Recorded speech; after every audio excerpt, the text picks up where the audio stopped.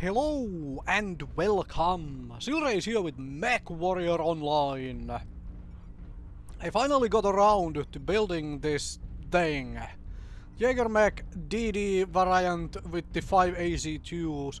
I know this has been around for a long time since whoever came up with this originally, I don't remember who came up with this originally. If somebody remembers, please point in the comment section. Anyway, or where I at least saw this the first time, I don't remember. Anyway, this is kind of the premier AC2 bolt for the inner sphere. It is a very strong AC2 spammer and so on.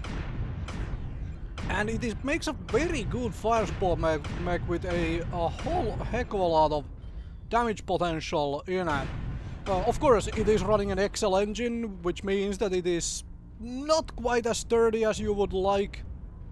However, there is like just no way around that if you want to mount 5 AC2s. Failing at words now. Alright, anyway, let's talk a bit about this mech. And also notice that this is Terra Therma. I have again been voting for nothing but Terra Therma because otherwise I never get to play this damn map. Anyway, the Jagermech has its issues with weapons being so very wide apart from each other. You know, there is an entire mech between the weapons since they are mounted on the guns, on the sides of the arms being high up. That is the other point though. The arms are really high up on this mech, so you can play ridges and peek over things very easily. And if you can hit things, you can actually do some serious damage with this. But if you are like me and you can't hit the broadside of a barn from the inside, then yeah, you likely will not do very well. However, I pack, at least personally, I pack enough ammo here to last me for a good while, so typically you will at least be able to do something, because the range is insane. You're sort of welcome to just pound away from maximum distances and so on. Could technically argue that sitting somewhere in the far back would be workable. I don't personally like that playstyle from one very simple reason. You become very vulnerable to light mechs. And this is just me trying to do the, hey, it's a shooting gallery, let's shoot at everything that becomes visible and hope that they don't shoot back at me. Because this thing does require quite a bit of time actually looking at the enemy to do its damage. And yeah, there is a kill. I remember the Sun Spider being low on health, low on armor, and low on structure, I suppose. Should use those words. There is no health in this game. Whatever. So I remember it being in bad shape, so I decided to shoot at. Oh, hello, you are also in bad shape. Decided to blow itself up. Terra Therma and oh, Fafnir, please don't look at me. Those are oh, okay, it's only gauge rifles and ER larges. It's not a heavy gauge Fafnir. I was a little afraid it would be a heavy gauge Fafnir. Anyway, heavy gauge Fafnirs are scary to go at short distances anyways, short ranges. And that will be the final kill here. Thank you very much for this particular one, and I will see you folks in the next one after you get the scoreboards.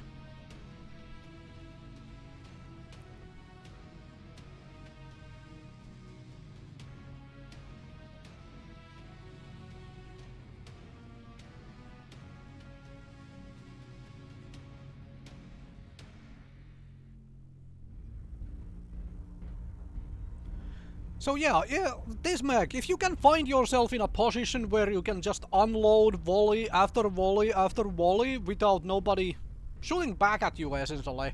Because, let's be honest, this is a 65-ton heavy mech, but it's still fairly squishy. Especially with that XL engine.